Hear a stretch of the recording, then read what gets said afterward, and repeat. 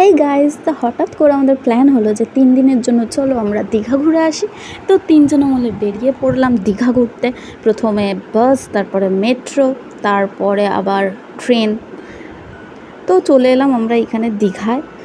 সমুদ্র তো ভালোই লাগছিলো, রাত্রেবেলা ঠান্ডা ঠান্ডা হাওয়া, আর অনেক লোক ছিল তখন। আমরা ভাবলাম অতটা লোক হয়তো হবে না, কোনো ছুটির দিন নেই সেই রকম, কিন্তু না, দেখলাম ভালোই লোকজন। আর এই যে প্রকৃতির দৃশ্য দেখো কি সুন্দর। এইরকম শুধু পিকচারে, আমি তো ছোটোবেলা ক্যালেন্ডারে দেখতাম এইরকম, সামনাসামনি দেখে এত ভালো লাগছিল।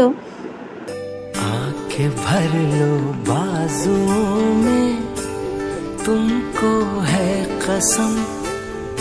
তারপরে চলে এলাম সেই দীঘা সমুদ্রের যেটা মেন মার্কেট হয়, মাছের মার্কেট, নানান রকম মাছ। তোমরা সবাই গেলে একটু দেখে নেবে, কারণ আমরা অক্টোপাস খেতে চেয়েছিলাম, কিন্তু এত টক গন্ধ বেরোচ্ছিল সব রকম, আর নানান রকম কেমিক্যাল দিয়ে মিশানো থাকে। আমার বলার কিছু নেই, তোমরা সবাই জানো।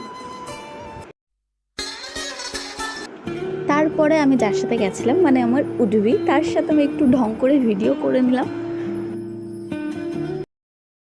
তো সবার মতন আমিও একটি শর্ট ভিডিও ট্রাই করে নিলাম। জানাতে ভুলো না কেমন হয়েছে, খারাপ লাগলে সেটাও বলো, যেটা ভালো লাগছে সেটাও বলো। আজকের মতন চললাম, ওকে, বাই বাই।